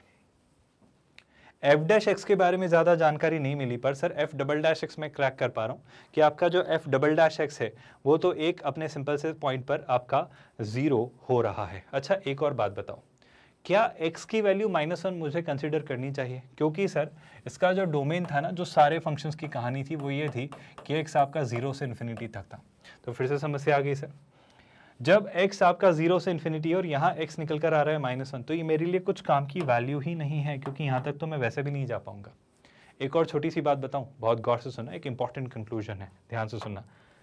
आप जब x की वैल्यू 0 से इन्फिनिटी तक रखोगे, देखो इसको ऐसे समझो, मैं सच कहूँ तो ये हमारे कुछ काम का ही नहीं निकल कर आया है। खैर, अगर मैं आपसे ये पूछूं कि आप एफ डबल डैश एक्स को कैसे देखते हैं, तो मैं कहूँगा sir F double dash x में से नेगेटिव साइन अगर कॉमन लिया तो ये हो जाएगा 1/x² + 1/x। अब सोच के देखो, अब प्लीज़ ध्यान से सोचो, जब x आपका हमेशा 0 से इन्फिनिटी तक है तो ये भी पॉजिटिव, ये भी पॉजिटिव, दोनों का सम भी पॉजिटिव, और उसका नेगेटिव क्या हो जाएगा? नेगेटिव। तो मैं एक इंपॉर्टेंट सी बात यहाँ पर कहना चाहूँगा कि sir F double dash x तो नेगेटिव है, एफ डबल डैश एक्स तो नेगेटिव है आपके पूरे डोमेन के लिए। तो मैं एक इंपॉर्टेंट कंक्लूजन यहाँ देना चाह रहा हूँ कि ये वैल्यू हमेशा नेगेटिव है ना। इसी बात को थोड़ा अलग से लिख देता हूँ, प्लीज़ ध्यान से सुनिएगा कि भाई जो आपका sir F double dash x आया था वो नेगेटिव है, आपके पूरे डोमेन में ही बात कर रहा हूँ मैं तो, है ना, कि एक्स की वैल्यू जब 0 से इन्फिनिटी है। एफ डबल डैश एक्स का नेगेटिव होने का क्या मतलब है सर? इसका ये मतलब है कि आपका एफ डैश एक्स एक कैसा फंक्शन है, मुझे क्लियरली समझ आ रहा है सर ये 0 भी नहीं है। मुझे ये समझ आ रहा है कि एफ डैश एक्स एक आपका स्ट्रिक्टली डिक्रीजिंग फंक्शन है, क्योंकि ये कभी 0 भी नहीं होगा, क्योंकि जहाँ 0 हो रहा था वो थी एक्स की वैल्यू -1 जो इसके डोमेन में ही नहीं है। तो मैं ये कह रहा हूँ ये हमेशा 0 से छोटा होगा, मतलब जो एफ डैश एक्स था वो आपका एक स्ट्रिक्टली डिक्रीजिंग फंक्शन होगा। सुनना ध्यान से, मुझे एक इंपॉर्टेंट सी बात पता चल रही है कि एफ डैश एक्स जो होगा वो आपका कैसा फंक्शन होगा? वो आपका एक स्ट्रिक्टली डिक्रीजिंग फंक्शन रहा होगा। बिल्कुल सही बात है। अब अगर ये एक स्ट्रिक्टली डिक्रीजिंग फंक्शन है तो क्या? तो सर दो बातें, आपका डोमेन क्या है? मैं दो चीज़ों पर जवाब जानना चाह रहा हूँ। एक तो सर एक्स को जब 0 के राइट हैंड साइड से अप्रोच करेंगे तब आपका एफ डैश एक्स कहाँ जाएगा मुझे बताओ। मैं इसके थोड़ा रेंज को लेकर प्रेडिक्शन चाह रहा हूँ ताकि मैं वो रूट्स तक पहुँच पाऊँ, है ना। और इन्फिनिटी को जब अप्रोच करेंगे तो एफ डैश एक्स क्या होगा? ध्यान से देखना, एफ डैश एक्स है क्या? एफ डैश एक्स है sir 1/x minus log x, है ना। आपका लिमिट x अप्रोच कर रहा है 0 को राइट हैंड साइड से 1/x माइनस लॉग एक्स पर, है ना। यहाँ पर भी वही आप कर रहे हो, क्या? लिमिट x अप्रोच कर रहा है इन्फिनिटी को किस पर? 1/x minus log x. अब बात ध्यान से सुनना और समझना और बताना कि आप किस तरफ जा रहे हो। बड़े स्टेप बाय स्टेप चीज़ें सोचनी है। जब x 0 को अप्रोच कर रहा है तो 0 को अप्रोच कर रहा है राइट हैंड साइड से, मतलब एक पॉजिटिव वैल्यू है लेकिन काफ़ी छोटी, एक काफ़ी छोटी पॉजिटिव वैल्यू जो 0 को अप्रोच कर रही है। तो समझने की कोशिश करना कि चीज़ें कैसी होंगी। देखो सर, जब आप 0 को अप्रोच करते हो तो एक काफ़ी छोटी वैल्यू, मतलब ओवरऑल ये इन्फिनिटी को अप्रोच कर रहा होगा। दूसरी बात, log x, जब x 0 को अप्रोच करता है तो आप माइनस इन्फिनिटी तरफ जाते हो, और minus of minus infinity plus infinity, तो इन्फिनिटी प्लस इन्फिनिटी और बड़ी वैल्यू। तो टेक्निकली इस केस में जब आपका x 0 को अप्रोच कर रहा है, आप किसे अप्रोच करोगे? आप इन्फिनिटी को अप्रोच करोगे। कोई परेशानी तो नहीं है? दूसरा जवाब, जब x इन्फिनिटी को अप्रोच कर रहा है, तो सुनना ध्यान से, जब x इन्फिनिटी को अप्रोच करेगा तो 1 अपॉन इन्फिनिटी 0, और जब x इन्फिनिटी को अप्रोच करता है तो log x भी इन्फिनिटी को अप्रोच करता है, लेकिन माइनस इन्फिनिटी। तो 0 माइनस इन्फिनिटी यानी कितना? Minus infinity. आपने सुना? मैं एक इंपॉर्टेंट सी बात कहना चाह रहा हूँ कि आपका पहली बात तो ये एक कंटिन्यूस फंक्शन है, क्योंकि 1/x भी कंटिन्यूस फंक्शन है, log x भी कंटिन्यूस फंक्शन है ना। 0 से इन्फिनिटी में तो दोनों कंटिन्यूस हैं, तो दोनों का डिफरेंस भी कंटिन्यूस होगा, लेकिन ये इन्फिनिटी से माइनस इन्फिनिटी तक आया। बहुत ध्यान से सुना, ये इन्फिनिटी से माइनस इन्फिनिटी तक आया, जो कि कौन सा फंक्शन है? जो कि एक स्ट्रिक्टली डिक्रीजिंग फंक्शन है। तो कुछ ओपिनियन मेरा आप ले सकते हैं क्या? मैं ये कहूँगा सर कि f' जो कि एक स्ट्रिक्टली डिक्रीजिंग फंक्शन है, जो कि एक स्ट्रिक्टली डिक्रीजिंग फंक्शन है, ध्यान से सुनिएगा प्लीज, 0 पर वो इन्फिनिटी और इन्फिनिटी पर माइनस इन्फिनिटी, तो ये किस तरीके से बिहेव करेगा? आई होप आप आराम से इसका ग्राफ बना सकते हो कि कुछ इस तरीके से ये ग्राफ जा रहा होगा, है ना। पहली बात कंटिन्यूअस है, दूसरी बात स्ट्रिक्टली डिक्रीजिंग है, और जब 0 को अप्रोच आप करते हो तो ये इन्फिनिटी को अप्रोच कर रहा है, जब आप इन्फिनिटी को अप्रोच करते हो तो ये माइनस इन्फिनिटी को अप्रोच कर रहा है। तो एक स्ट्रिक्टली डिक्रीजिंग कंटिन्यूअस फंक्शन जो कि मुझे इन्फिनिटी से माइनस इन्फिनिटी तक बनाना है, एक्स एक्सिस पर 0 से इन्फिनिटी में, लगभग ऐसे ही ग्राफ दिखेगा या बनेगा। क्या पहले तो ये बात समझ आई है? और इससे मुझे ये पता चल रहा है कि सर ऑल्दो आप ढूंढ नहीं पा रहे थे, लेकिन f' एग्जैक्टली एक पॉइंट पर, अभी वो पॉइंट मेरे लिए अननोन है, पर f' एग्जैक्टली एक पॉइंट पर कहीं ना कहीं 0 होगा। क्या आप मेरी ये बात समझ पाए? कोई दिक्कत यहां तक? कोई इशू? मैं अगर ये पता कर लूं कि ये कहां और कहां किन दो वैल्यूज के बीच में 0 हो रहा है, अगर एग्जैक्ट वैल्यू तक नहीं भी पहुंच पा रहा हूं, तो अगर कुछ थोड़ा प्रिसीजन के साथ वो वैल्यूज ढूंढ लूं तो मुझे पता चल जाएगा। आप सोचो ना, अगर ये एक वैल्यू है जहां पर f' 0 हो रहा है, मैं मान लेता हूं कि ये एक वैल्यू है जहां पर f' 0 हो रहा है, तो उससे पहले f' कैसा रहेगा और उसके बाद में f' कैसा रहेगा? क्या आप मेरी बात समझ पाए? ऑफकोर्स अगर ये f' का एक रूट है तो उससे पहले और उसके बाद में f' पॉजिटिव और नेगेटिव रहेगा रिस्पेक्टिवली, क्योंकि मैं f' का ग्राफ जानता हूं। सुन रहे हो आप लोग? तो मैं थोड़ा कॉमन सेंस अप्लाई करने में इंटरेस्टेड हूं कि मुझे f' का फंक्शन पता है क्या? सर f' की जो डेफिनेशन है, सुनिएगा ध्यान से, f' जो है वो है सर आपका 1/x minus log x at base e। अब सुनना, मुझे एक बात समझ आ रही है जो आप भी शायद एग्री करोगे, और इस डेटा को देखकर करना। किस डेटा को देखकर? देखो, f' 0 है किसी 0 से 1 के बीच में या किसी 1 से e के बीच में। आई होप आप मेरा पॉइंट समझ पा रहे हो। f' 0 है या तो 1 से e के बीच में या 0 से 1 के बीच में। तो मैं 3 जगह f' की वैल्यू निकालता हूँ। एक तो मैं निकालता हूँ लेट्स से f' 0 निकाल सकता हूँ क्या? सोच के बताओ तो सर, ये तो समस्या है। तो मैं 2 जगह निकालता हूँ, एक तो निकालता हूँ f'1 और एक f'e। जब f'1 निकाला तो देखो 1 यहाँ रखा, 1 यहाँ रखा, तो log 1 0, 1 अपॉन 1 1, तो f'1 कितना है? 1।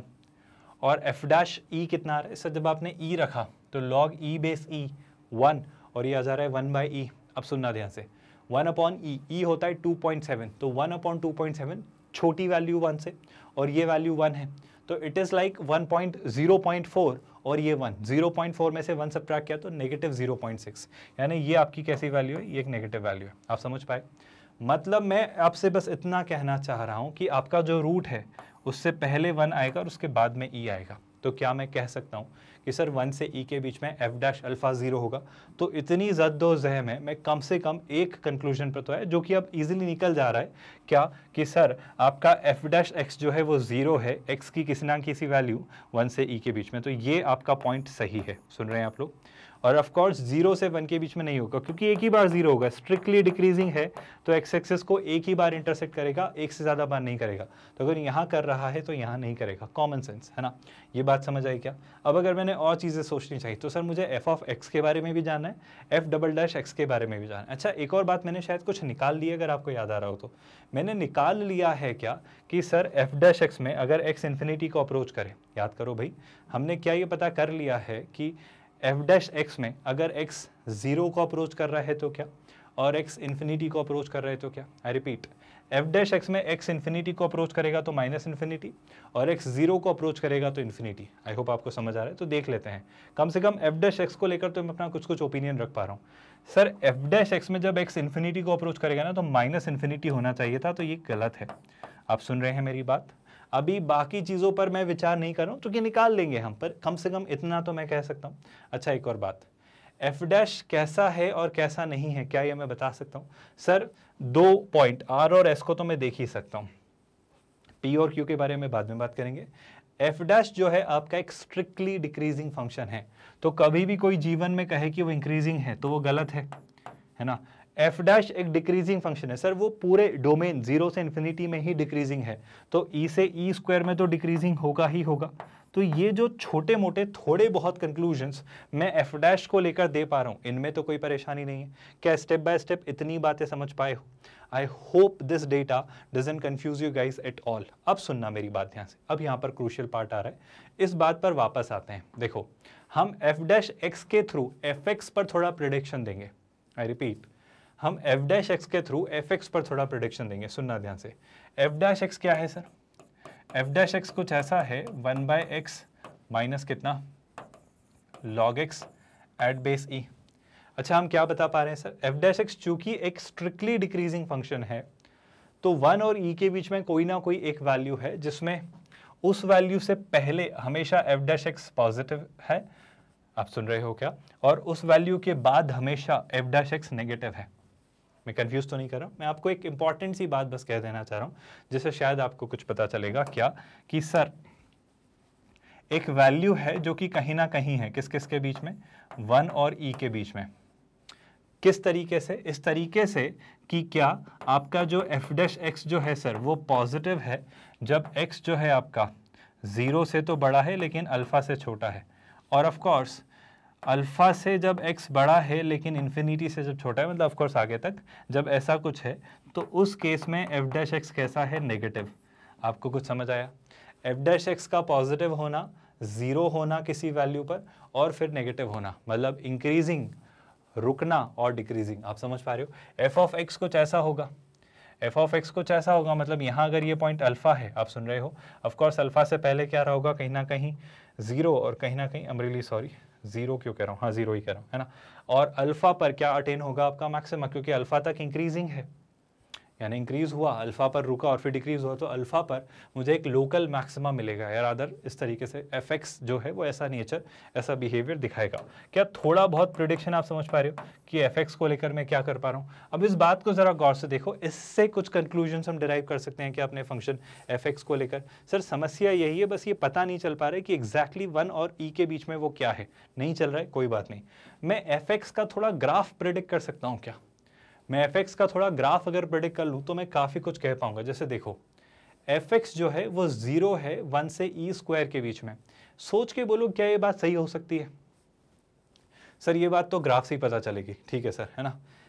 सारी बातें छोड़, मैं थोड़ा ग्राफ को लेके ही क्लैरिटी लेता हूँ ताकि मैं चीज़ें सोच पाऊँ। ध्यान से देखना। अच्छा, एक और बात, मैंने पता किया था क्या कि एफ डबल डैश एक्स हमेशा नेगेटिव, बस अभी दिखा इसलिए मैं बात कर ले रहा हूँ। Sir F double dash x जो आपका है वो हमेशा नेगेटिव है। अब चूंकि वो बात निकल चुकी है तो कर ले रहे हैं, वो कभी 0 नहीं हो रहा है। जहाँ 0 हो रहा था वो एक्स के लिए -1 थी, वो उसके डोमेन में नहीं थी। तो मैं कह रहा हूँ एफ डबल डैश एक्स कभी 0 नहीं होगा। तो जब वो कह रहा था कि एफ डबल डैश एक्स 0 है तो शेलाई से सर इसे तो आप डिस्कार्ड कर दो।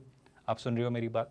कोई परेशानी तो नहीं है, कोई इशू, कोई दिक्कत तो नहीं है। अच्छा, अब चूंकि बात निकली है तो बात इस पर करते हैं कि अगर मैं एफ एक्स का ग्राफ थोड़ा प्रेडिक्ट करना चाहूँ, देखो मैं कह रहा हूँ एफ एक्स का ग्राफ मोटा मोटा कुछ इस तरीके से बनेगा, पर एग्जैक्टली कैसा बनेगा सर उस पर प्रेडिक्शन लेते हैं, है ना।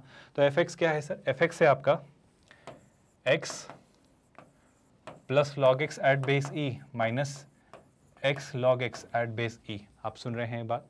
अच्छा सर, इससे क्या, ये आपका क्या है? ये आपका एफ ऑफ एक्स है। अच्छी बात है। अगर ये आपका एफ ऑफ एक्स है जो कि है x plus log x at base e minus x log x, तो मुझे आपसे ये पूछना है, ज़रा 2-3 बातों पर जवाब दीजिए। जब एक्स 0 को अप्रोच कर रहा है राइट हैंड साइड से, जब एक्स 0 को अप्रोच कर रहा है राइट हैंड साइड से, तब क्या हो रहा है फंक्शन में? और जब आपका एक्स इन्फिनिटी तक जा रहा है तब फंक्शन में क्या हो रहा है? देखो, जब 0 को राइट हैंड साइड से अप्रोच किया, log x का ग्राफ याद रखना आप, है ना। log x का ग्राफ आई होप आपको याद होगा, log x का ग्राफ ऐसे चलता है। तो जब 0 को राइट हैंड साइड से आप अप्रोच करते हो तो आप कैसे जा रहे होते हो सर? आप माइनस इन्फिनिटी की तरफ जा रहे होते हो। आप सुन रहे हो ना, ये माइनस इन्फिनिटी, ये भी आपका माइनस इन्फिनिटी, आप सुन रहे हो, और ये आपका कुछ जीरो है। ये एक काफ़ी छोटी वैल्यू होगी, पर यहाँ माइनस इन्फिनिटी है, भले ही ये कुछ भी हो, यहाँ तो एक माइनस इन्फिनिटी आया ना, आप सुन रहे हो। ये एक सिग्निफिकेंटली काफ़ी पॉजिटिव वैल्यू, क्योंकि एक छोटी वैल्यू इनटू एक बड़ी वैल्यू विल गिव यू एक छोटी वैल्यू। तो ये जो भी होगा एक पॉजिटिवली छोटी वैल्यू होगी, पर ये तो नेगेटिव इन्फिनिटी होगा ना। देखो ये काफ़ी छोटा, ये काफ़ी छोटा, लेकिन ये नेगेटिव इन्फिनिटी। तो ओवरऑल आपका जब जीरो को आप अप्रोच करोगे तो आप माइनस इन्फिनिटी को अप्रोच करोगे। और अच्छा सुनना ध्यान से, जब x इन्फिनिटी को अप्रोच करेगा तब क्या होगा, इस बात को सुनना। सर समस्या यह है, जब x इन्फिनिटी को अप्रोच करेगा तो इसने इन्फिनिटी को अप्रोच किया, इसने भी इन्फिनिटी को अप्रोच किया, इसने भी इन्फिनिटी को अप्रोच किया, लेकिन ओवरऑल ये माइनस इन्फिनिटी इंटू इन्फिनिटी हो गया। क्या आप मेरा पॉइंट समझ पाए? अगर आपको एक सिंपल सा ऑब्जर्वेशन समझ आ रहा है तो आप ये देख पा रहे हो, कॉमन सेंस पर बेस्ड बात कह रहा हूँ, थोड़ा सा ऑब्जर्वेशन पर बेस्ड बात कह रहा हूँ, जो कि ये है भाई कि आप खुद कॉमन सेंस अप्लाई करो कि एफ ऑफ एक्स जो है आपका एक डिक्रीजिंग फंक्शन है, यानी 0 से इन्फिनिटी के बीच, या रादर 1 से ई के बीच में एक वैल्यू आई है अल्फा, जहाँ पर मैक्सिमा अटेन हुआ है। तो माइनस इन्फिनिटी से उठा, आप देख पा रहे हो, माइनस इन्फिनिटी से उठा, अल्फा पर मैक्सिमा आया, फिर गिरना शुरू हुआ। तो आप खुद देख पाओ कि ये किस तरफ जाएगा, माइनस इन्फिनिटी तक ही जाएगा। और ऐसे देखो, ये भले ही इन्फिनिटी और इन्फिनिटी है, पर ये माइनस इन्फिनिटी इंटू इन्फिनिटी है। वैसे आप इन्फिनिटी को कंपेयर नहीं कर सकते, पर ये काफ़ी बड़ी वैल्यू है और उसके मुकाबले ये वाले इन्फिनिटी छोटे हैं। आप मेरी लाइन सुन रहे हो क्या? अब ये बात सही है कि आप दो इन्फिनिटी को कंपेयर नहीं कर सकते, पर ऐसा लॉजिकली सोचने की कोशिश करो, this is infinity into infinity and this is infinity plus infinity. So ये क्या है, ये एक बहुत बड़ी वैल्यू इंटू बहुत बड़ी वैल्यू है, और ये दो बहुत बड़ी वैल्यूज का सम है। आप समझ पा रहे हो? It's like 1000 into 1000 and it will be 1000 plus 1000। तो 1000 प्लस 1000 2000 ही बनाएगा, लेकिन 1000 इंटू 1000 बहुत बड़ी वैल्यू बनाएगा। तो हैं ये दोनों इन्फिनिटी, पर ये और बड़ा इन्फिनिटी है।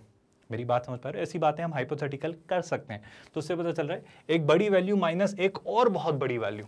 इन्फिनिटी एक कंसेप्ट है जिसे ऐसे सोचा जाता है, राइट? तो ओवरऑल ये एक नेगेटिव इन्फिनिटी होगा। आप मेरी बात समझ पा रहे हो? इसको ऐसे सोचो कि जैसे जैसे x बढ़ेगा तो ये दोनों वैल्यूज बढ़ेंगी, पर ये और बड़े रेट से बढ़ेगी, ऐसा मैं कहना चाह रहा हूँ। तो ये जितना भी होगा ना, ये उससे और बड़ा होगा, तो ओवरऑल ये एक्सप्रेशन नेगेटिव ही होगा, ये मैं कहना चाह रहा हूँ। इन्फिनिटी का मतलब ये होता है, सुन रहे हो आप लोग? इन्फिनिटी मतलब जब एक्स एक्सिस को बढ़ाया जा रहा है तो ये कैसे बिहेव कर रहे हैं, वो प्रेडिक्शन हम दे रहे हैं। तो मैं ये कहना चाह रहा हूँ, अगर मैंने इसका ग्राफ बनाने की कोशिश की तो मेरी बात प्लीज़ ध्यान से सुनो। आपका कर्व कैसे बनेगा वो समझो। सर ये रहा आपका x axis, sorry y axis, और ये रहा आपका क्या एक्स एक्सिस, है ना? अब इसमें हो क्या रहा है वो समझो। इसमें ये हो रहा है सर कि आपका कहीं ना कहीं 1 है ना? ई कितना होता है 2 पॉइंट समथिंग, तो यहाँ कहीं लेट्स से 2 है और यहाँ कहीं लेट्स से 3 है, और बीच में कहीं यहाँ ई होगा। अब सुनना ध्यान से, 1 से ई के बीच में, अब मुझे नहीं पता कहाँ, तो कहीं ना कहीं 1 से ई के बीच में आपने मैक्सिमा अटेन किया। 0 पर आप इन्फिनिटी की तरफ जा रहे हो और 0 अल्फा के बाद वापस आप, मतलब ये जो वैल्यू है ना, जो मुझे नहीं पता है कितनी है, आप यहाँ पर अपना मैक्सिमा अटेन कर रहे हो। जब आप 0 को अप्रोच करें तो भी आप माइनस इन्फिनिटी तरफ बढ़ रहे हो, अब जब इन्फिनिटी को अप्रोच करें तो भी माइनस इन्फिनिटी, क्योंकि ये इंक्रीजिंग था, रुका और डिक्रीजिंग है। तो ये किसका ग्राफ है सर? ये आपके एफ ऑफ एक्स का ग्राफ है। मैं ये कहना चाह रहा हूँ कि एफ ऑफ एक्स डेफिनेटली 1 से ई के बीच में, रिपीट 1 से ई के बीच में, मैं नहीं कह रहा मुझे नहीं पता, पर मुझे ये बात फॉर श्योर पता है, फॉर श्योर पता है कि एफ ऑफ एक्स आपका 0 से अल्फा के बीच में कहीं ना कहीं, I repeat, F of x आपका, मुझे नहीं पता ना 1 से पहले आएगा 1 के बाद आएगा, मुझे कोई जानकारी नहीं है। मुझे इतना पता है कि एफ ऑफ एक्स हमेशा 2 रूट रखेगा, एक तो कब 0 से अल्फा के बीच में, अगर इस पॉइंट को मैं अल्फा कहूँ तो, और एक अल्फा से किसी ना किसी इन्फिनिटी वैल्यू के बीच में कहीं ना कहीं। इन दो वैल्यूज के बीच में आपका एफ ऑफ एक्स 0 होगा। अब उसने क्या कहा है वो समझते हैं। वो आपसे कह रहा है भाई कि आपका एफ ऑफ एक्स 0 है फॉर सम एक्स, जो कि कहाँ से कहाँ तक है सर? जो कि आपका ओवरऑल 1 से ई स्क्वायर के बीच में है। अब मेरा कहना है, इस बात की कोई गारंटी है क्या कि 1 से ई स्क्वायर के बीच में डेफिनेटली मिलेगा? सर कोशिश करते हैं चीज़ें देखने की, अगर हो रहा होगा तो बहुत खुशी की बात है। अब ई स्क्वायर कितना होगा ज़रा वो प्रेडिक्ट करते हैं, सुनना ध्यान से, मुझे बता दो ई स्क्वायर कितना होगा और कहाँ होगा वो देखते हैं। देखो उसके लिए क्या पता करना होगा, अगर मैंने यहाँ ई स्क्वायर रखा तो मैं निकालता हूँ एफ ऑफ ई स्क्वायर। देखो पहली बात तो ये, जो एफ ऑफ एक्स जो 0 होना है वो 0 से अल्फा के बीच में दिखेगा। आप सुन रहे हो क्या? तो 1 से उसका क्या लेना देना है मुझे नहीं पता, मतलब वो 1 से पहले भी आ सकता है, 1 के बाद भी आ सकता है, मुझे नहीं पता। लेकिन मैं क्या निकालता हूँ, मैं निकालता हूँ let's say F of E square. जब मैंने निकाला एफ ऑफ ई स्क्वायर, आप 1 पर भी पता कर सकते हो। कैसे? आपको अगर देखना है कि 1 पर वो है या नहीं, तो 1 पर वैल्यू निकाल लो, 1 पर नेगेटिव या पॉजिटिव आएगी, उससे आप डिसाइड कर सकते हो। देखो कैसे सुनना, मतलब ओवरऑल ये 1 2 3 भी आप बहुत अच्छे से बना सकते हो। मैंने फिर भी बहुत सही से नहीं बनाया। देखो मैं 1 2 3 पे भी आपसे बात कर ही लेता हूँ, है ना। सुनना ध्यान से, मैं एक्चुअली अब और प्रिसाइजली ये चीज़ें बना के ड्रॉ करके आपको देना चाह रहा हूँ। बहुत ध्यान से सुनना, ये 1 2 3 भी मैं और सही सही लिख देता हूँ ताकि आप बिल्कुल प्रिसाइज, बिल्कुल करेक्ट आंसर दे पाओ। सुनना ध्यान से, एफ ऑफ ई स्क्वायर तक ही मैं आ रहा हूँ। मैं 3 वैल्यूज़ पर बात कर रहा हूँ। मैं एफ ऑफ 1 निकालूंगा, सुनिएगा ध्यान से। मैं एफ ऑफ 2 तो ज़रूरत नहीं है इतनी, मैं एफ ऑफ लेट्स से ई निकालूंगा, और मैं एफ ऑफ ई स्क्वायर भी निकालूंगा। इन 3 पॉइंट्स में मुझे थोड़ा सा इंटरेस्ट आ रहा है, सुनते जाइएगा। एफ ऑफ 1 कितना होगा सर? देखो log 1 0, log 1 0, एफ ऑफ 1 1 हो रहा है, तो एफ ऑफ 1 तो एक पॉजिटिव वैल्यू, तो शैला से 1 यहीं कहीं रहा होगा क्योंकि उस पर आपको एक पॉजिटिव वैल्यू मिल रही है। सुन रहे हैं आप लोग? अच्छा, एफ ऑफ ई, ई होता है 2 पॉइंट समथिंग कुछ, तो एफ ऑफ ई कितना आएगा sir? log e1, log e1, सुनना ध्यान से, है ना। और ये ई मैं फिर से लिखता हूँ, मैं लिख रहा हूँ एफ ऑफ ई, तो ये कितना हुआ सर? ई log e बेस ई कितना? 1, है ना। और log e बेस ई, log e बेस ई, आप देखो ध्यान से, log e बेस ई 1, तो ये कितना हो जाएगा? माइनस ई। तो फिर से वही बात, अगर आपसे मैं पूछूं e प्लस 1 माइनस ई, तो फिर से कितना बचा? 1। तो जाहिर सी बात है आपकी वैल्यू e पर भी कितनी रहेगी? 1। Do you all understand that? I repeat, e पर भी वैल्यू कितनी मिल रही है? 1। आई होप आप देख पा रहे हो। ये है e, तो ये आपका कितना है? ये भी तो आपका e ही है, क्योंकि ये 1 है तो ये e, तो e माइनस ई 0, और log e बेस ई 1। अच्छा, ई स्क्वायर कितना होगा सर? ई स्क्वायर अगर निकाला तो ये रहा आपका ई स्क्वायर, है ना। ये ई स्क्वायर रखा तो ये कितना हो जाएगा? 2 टाइम्स log e बेस ई, जो कि 1, और ये कितना हो जाएगा? ये हो जाएगा आपका ई स्क्वायर, है ना, इंटू कितना? ऑफ कोर्स 2, और log e बेस ई 1। अब अगर यहाँ देखा जाए तो 2e स्क्वायर, ध्यान से देखना, 2e स्क्वायर नेगेटिव वाला और ये e स्क्वायर पॉजिटिव वाला, तो इसमें से जब ये सब्ट्रैक्ट हुआ तो शैलाई से मुझे एक माइनस ई स्क्वायर मिलेगा। मुझे क्या मिलेगा? मुझे एक माइनस ई स्क्वायर मिलेगा। मतलब ये क्या बन जाएगा? ये बन जाएगा 2 माइनस ई स्क्वायर। अब मेरी बात सुनना, बहुत ध्यान से सुनना। ई कितना होता है सर? ई 2.7 समथिंग कुछ होता है। 2.7 का जो स्क्वायर होगा शैलाई से, वो 2 से तो काफ़ी बड़ा होगा, क्योंकि ई खुद 2.7 है। तो शैलाई से 2 से एक बड़ी वैल्यू 2 में से सब्ट्रैक्ट की तो एक नेगेटिव वैल्यू देगा। मतलब ई स्क्वायर पर मुझे क्या मिलेगी? ई स्क्वायर पर मुझे एक नेगेटिव वैल्यू मिलेगी। आपको समझ आ रहा है ये सब बातें हम क्यों कर रहे हैं? एक सिंपल सी बात कह रहा हूँ, ये अगर 1 है तो यहाँ कहीं ई है आपका, सुनिएगा ध्यान से, है ना, यहाँ कहीं ई है, और इस तरीके से चीज़ें चल रही हैं। अब कहना क्या चाह रहे हो सर आप? मैं आपसे कहना चाह रहा हूँ सिंपल सी बात, मैं इस बात को लेकर तो श्योर हूँ कि 1 से ई के बीच में वो 0 नहीं हो रहा है। जो 0 हो रहा है वो 0 से 1 के बीच में कहीं हो रहा है। कौन? F of x. आप देख रहे हो ना। और एक बार ई से ई स्क्वायर के बीच होगा, क्योंकि ई पर पॉजिटिव और ई स्क्वायर पर नेगेटिव है। आप सुन रहे हो? मतलब मुझे 2 जगह 0 होता मिल रहा है। कौन? F of x. F of x के ग्राफ को देखकर मैं कह रहा हूँ। तो एफ ऑफ एक्स एक बार तो कहाँ 0 हो रहा है सर? एफ ऑफ एक्स को लेकर उसने ये कहा है 1 से ई स्क्वायर। सर जब वो ई से ई स्क्वायर के बीच 0 हो रहा है तो जाहिर सी बात है 1 से ई स्क्वायर के बीच तो हो ही रहा है ना। आप समझ रहे हो क्या? हम और स्पेसिफिकली जान पाए कि ई से ई स्क्वायर के बीच 0 होगा, तो उसने उसको थोड़ा सा और जनरलाइज किया कि नहीं, मैं तो 1 से ई स्क्वायर कह रहा हूँ। मैंने कहा आप भी गलत नहीं हो, आप सही कह रहे हो। आप समझ रहे हो ना? ऐसा है कि कोई कहे कि सर 5 जो है वो 2 से 6 के बीच आता है, कोई कह रहा है नहीं वो 1 से 7 के बीच आता है, तो गलत दोनों नहीं है। आप समझ रहे हो? बस एक थोड़ा और स्पेसिफिक है। तो इस बात में कोई बुराई नहीं है जब यहाँ पर कही गई कि एफ ऑफ एक्स जो है आपका वो 0 होगा 1 से ई स्क्वायर के बीच में। पहले तो ये पॉइंट समझ आया क्या? यहाँ तक तो कोई डाउट नहीं। अब मैं सारा खेल यहाँ देख लेता हूँ कि इंक्रीजिंग और डिक्रीजिंग का कैसा है। देखना ध्यान से, f 0 से 1 में इंक्रीजिंग है। देख लेते हैं सर 0 से 1 में इंक्रीजिंग है या नहीं, क्योंकि मैंने f का ग्राफ बनाया था। सर बहुत बढ़िया, 1 के आगे तक f जो है वो इंक्रीजिंग है, तो 0 से 1 में तो हाँ वो इंक्रीजिंग है। आप सुन रहे हो क्या? तो ये बात तो बिल्कुल सही है, ये बात तो सर बिल्कुल सही है। सर f जो है e से e स्क्वायर में डिक्रीजिंग है। मेरा कहना है शायद ये भी बात सही है, क्योंकि सर e यहाँ कहीं आता है तो इसके बाद तो वो डिक्रीजिंग ही है ना। बिल्कुल सही बात है। तो f जो है वो e से e स्क्वायर में अगर डिक्रीजिंग है तो बिल्कुल बढ़िया। यहाँ पर मुझे ये बात भी पता चल रही है कि f जो है वो डिक्रीजिंग है। अब बस मुझे लिमिट को लेकर अपने जवाब देने, और मैं फाइनल कंक्लूजन पर पहुँच चुका हूँ अपने आंसर्स को लेकर। आप सुन रहे हो क्या? मैं शायद फाइनल कंक्लूजन पर पहुंच चुका हूँ अपने आंसर्स को लेकर। तो सर एफ ऑफ एक्स जब x इन्फिनिटी को अप्रोच करता है तो मेरे ख्याल से हमने बहुत मेहनत करके ये बात निकाली थी कि वो माइनस इन्फिनिटी को अप्रोच करेगा। याद करो, जब f ऑफ x में x इन्फिनिटी को अप्रोच कर रहा है तो f ऑफ x किसे अप्रोच कर रहा है? माइनस इन्फिनिटी को। याद है ना, बड़ा इन्फिनिटी छोटा इन्फिनिटी, याद आई ये बात। तो इस तरीके से मैं कहूँगा क्या कि आपका ये पॉइंट सही है और ये पॉइंट गलत है। बस मुझे एक और छोटा सा कंक्लूजन दे दीजिए, हमारा पूरा पार्ट खत्म हो जाएगा। ये शायद मुझे प्रूफ करने की या चेक करवाने की भी ज़रूरत नहीं है कि ऐसा क्यों होगा, आप खुद ये बात देख पा रहे हो। ध्यान से सुनिएगा, एफ डबल डैश एक्स जब एक्स इन्फिनिटी को अप्रोच कर रहे हैं, देखो ना भाई, F double dash x, x जब इन्फिनिटी को अप्रोच कर रहे हैं तो 0 और ये 0, तो ओवरऑल कितना? 0। तो ये बात भी बिल्कुल सही है। पहले तो इन चारों, ये चारों और वो चारों, तीनों कॉलम्स को ध्यान से देखो, इनमें किसी में भी कहीं पर भी कोई डाउट, कोई परेशानी है क्या? मैंने एक भी बात जो कही है उनमें से किसी भी बात में कोई आपत्ति मेरे ख्याल से तो होपफुली नहीं होनी चाहिए। कोई भी डाउट या कोई भी कन्फ्यूजन नहीं होना चाहिए, है ना, किसी भी चीज़ को लेकर नहीं होना चाहिए, है ना। अगर यहाँ तक आप स्पष्ट चीज़ें देख पाए हो, है ना, तो देखो आगे बढ़ते हैं। मैं देख लेता हूँ सारी चीज़ें, एक बार क्रॉस चेक कर लेता हूँ, कहीं भी कोई गड़बड़ तो हमने नहीं की, है ना। अगर यहाँ से हम आगे बढ़े तो एफ डैश एक्स आपका पॉजिटिव था, एफ डैश एक्स आपका नेगेटिव था, ये बिल्कुल सही चला था, इसमें कोई बुराई नहीं है। एफ डैश आपका ये था और एफ डैश एक्स में, बस एक सेकेंड, मुझे एक चीज़ क्रॉस चेक कर लेनी है। अगर एक्स इन्फिनिटी को अप्रोच करता है ना, अगर एक्स इन्फिनिटी को अप्रोच करता है तो एफ ऑफ एक्स किसे अप्रोच करता है? Sorry, F dash x. देखो, जब एक्स इन्फिनिटी को अप्रोच करेगा तो ये इन्फिनिटी है और ये 0 है ना। तो मेरे ख्याल से 0 माइनस इन्फिनिटी यानी माइनस इन्फिनिटी होगा मोटा मोटा। और अगर ये माइनस इन्फिनिटी होगा तो मुझे यहाँ क्या दिया जा रहा है? मेरे ख्याल से ये वाला पार्ट थोड़ा सा मुझे डाउटफुल लग रहा है। कोई कन्फ्यूजन नहीं है, वो सीधा ही है, मतलब ऑब्वियसली 0 है तो कोई दिक्कत नहीं है ना।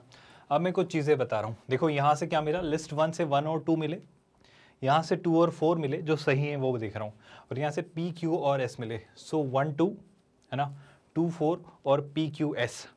ठीक है, 1, 2, 2, 4 और P, Q, S पर हमें बात करनी है। एक सेकंड दीजिएगा। 1, 2, 2, 4 और P, Q, S आपके करेक्ट आंसर्स है जो इतनी लड़ाई लड़कर मैं लाया हूँ। तो मैं लिख लेता हूँ, पहले कॉलम से आपके 1 और 2 थे, सेकेंड कॉलम से आपके 2 और 4 थे, है ना, और थर्ड कॉलम से आपके P, Q और S थे, है ना। ये सही कॉम्बिनेशन थे, मतलब ये सही थे, है ना। लिस्ट 1 से ये, लिस्ट 2 से ये और लिस्ट 3 से ये, है ना। तो क्या कह रहा है? विच of the following options is the only correct combination. तो देखो इसमें क्या दिख रहा है सर? इसमें 4 दिख रहा है तो ये गलत है, आप सुन रहे हो ना, क्योंकि 1 और 2 ही है।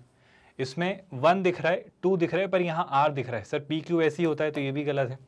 यहाँ 3, 4, 3 के कारण ये पहले ही गलत हो गया। ये दिख रहा है 2, 3 और S, ये गलत है ना, इस क्वेश्चन में ही गड़बड़ है। मतलब अगर मैं इसको कहना भी चाहूँ ना कि इसका डी ऑप्शन अगर मेरे लिए सही होता तो वो तब जाकर सही होता। अगर इनकेस आपको कहना है, आपको लगता है कि नहीं सर इसके लिए लेट्स से हम डी ऑप्शन ले लेते हैं, है ना, क्योंकि इसके जो तीनों आंसर्स आपके दिए गए हैं बुक में या आपके IIT JEE एडवांस में, वो चारों ही डी ऑप्शन दिए गए हैं। तो डी ऑप्शन के सही होने के लिए पता है क्या होगा? उसके लिए सही कब होगा वो मैं बताना चाह रहा हूँ, ध्यान से सुनना। सही तब होगा जब ये थर्ड वाला ट्रू हो। थर्ड वाला ट्रू हो मतलब सेकंड और फोर्थ, है ना। तो थर्ड वाला आपको याद होगा, एफ डैश एक्स जब एक्स किसे अप्रोच कर रहा था, मैं याद दिलाता हूँ, है ना। अगर आपको ये सही रखना है तो उसके लिए क्या करना होगा वो मैं बताने जा रहा हूँ, ध्यान से देखो। अगर आपको थर्ड वाला सही रखना है तो हमने निकाला था, इस थर्ड वाले को सही रखने की लड़ाई में लड़ रहा था एक्चुअली, है ना। तो इसे सही तब रखा जा सकता है जब ये किसे अप्रोच करे, जब ये माइनस इन्फिनिटी को अप्रोच करे, तो मैं इसे कहता सकती हूँ। यहाँ पर एक करेक्शन है, ये माइनस इन्फिनिटी होना चाहिए, तो मैं मान लेता हूँ थर्ड भी सही है ना। मैंने माना है कि अगर ऐसा होता तो भी थर्ड सही होता, जिसे मैंने करेक्ट किया है। अगर इस बात से कोई परेशानी ना हो तो मैं इस बात के साथ आगे बढ़ूंगा कि अगर इसका सही आंसर लाना है, जो कि चारों ही नहीं हो रहा है, तो आप क्या लिखोगे? आप यहाँ पर 2, 3, 4 तीनों लिखोगे, है ना। तीनों ही आपके सही हैं। ये बात समझ आई क्या? मतलब मैं कहना चाह रहा हूँ 2, 3 और S बिल्कुल सही, आपका डी ऑप्शन सही होगा। फिर क्या? फिर अगर देखा जाए तो विच of the following option is the only correct. अब ओनली करेक्ट तो 3, 3R हो सकता है क्या? मेरे ख्याल से नहीं हो सकता, है ना। तो ये हट गया भाई। फिर क्या? 1, 1P, 1, 1P हो सकता है क्या? नहीं, क्योंकि सेकेंड वाले में आपका ये नहीं है। 4, 4S आई थिंक प्रॉब्लम है सर, क्योंकि फर्स्ट कॉलम में 4 नहीं है, तो 4, 4S भी हट जा रहा है। तो देखा जाए तो 2, 2Q ये हो सकता है क्या? देख लेते हैं भाई, 2, 2 और Q। तो टू और क्यू, बिल्कुल तीनों में है टू और क्यू, तो ये भी सही रहा। इसे भी चेक कर लेते हैं। 2 3p आई थिंक हो सकता है, पर पहले पूछा क्या है वो पढ़ लो। Which of the following option is the only incorrect, only incorrect. तो देखो 2 3 और p नहीं है। आगे देखते हैं 2 4 और q है ना, 2 4 और q, सर ये तो सही है, तो ये भी आंसर नहीं है। 1 3p मुझे लग रहा है ये भी आंसर नहीं है, क्योंकि मुझे याद है 1 3 और p तो सही में है, तो 1 3 और p सही है, वो हमसे इनकरेक्ट पूछ रहा है, तो ये भी नहीं है। और ये q सही है क्योंकि ये इनकरेक्ट है, और ये इनकरेक्ट क्यों है, क्योंकि आपने यहाँ 3 को इंक्लूड किया, आप समझ पाए, इस वजह से ही ये इनकरेक्ट हो गया। तो हमने बहुत स्ट्रक्चर्ड मैनर में पूरे एफ ऑफ एक्स को क्रैक किया, एफ डैश एक्स को देखा, एफ डबल डैश एक्स को देखा, वो जीरो कब हो रहे हैं वो गैस करने की कोशिश की, इन्फिनिटी, जीरो और इन सब पर उनकी लिमिट्स को वर्कआउट किया, और इवन हमने ये देखा कि वो कब इंक्रीजिंग और कब डिक्रीजिंग है, और इस तरीके से पूरा क्रक्स निकाला हर एक चीज़ का। सिंपल सी बात स्टूडेंट्स, ये कैलकुलस है जिसका ये चैप्टर मोनोटोनोसिटी से हम JEE एडवांस के प्रीवियस ईयर्स क्वेश्चंस कर रहे हैं। इसके बाद ऑफ कोर्स हम कोऑर्डिनेट ज्योमेट्री पहले ही कर चुके हैं, वेक्टर्स इन 3D, अलजेब्रा और ट्रिगो पर शिफ्ट होंगे। कंसेप्ट हमने किए, एग्जाम्पल्स इलस्ट्रेशन से उन्हें कंसोलिडेट किया, आपको असाइनमेंट क्वेश्चंस दिए आपकी प्रैक्टिस के लिए, और फिर हम PYQs पर आए। ये हम हर चैप्टर के लिए कर रहे हैं एक स्ट्रक्चर्ड मैनर में। आपसे एक्सपेक्टेड है कि आप लेक्चर्स कंसिस्टेंटली देखें, नोट्स बनाएं और हर एक क्वेश्चन की प्रैक्टिस करें, आप एग्जाम आसानी से क्रैक करेंगे। ये तैयारी बिल्कुल फ्री ऑफ कॉस्ट हम आपको करा रहे हैं, क्योंकि हम एक 100% free of cost quality online education platform है किंडरगार्टन से 12th स्टैंडर्ड तक। आप हमारे नोट्स, PDFs और ई-बुक्स भी डाउनलोड कर सकते हैं। इसके लिए आपको इस वीडियो के डिस्क्रिप्शन में दिए गए लिंक गेट नोट्स पर क्लिक करना होगा। With that let's call it a day here. ख्याल रखिए अपना। Thank you so much for watching this video.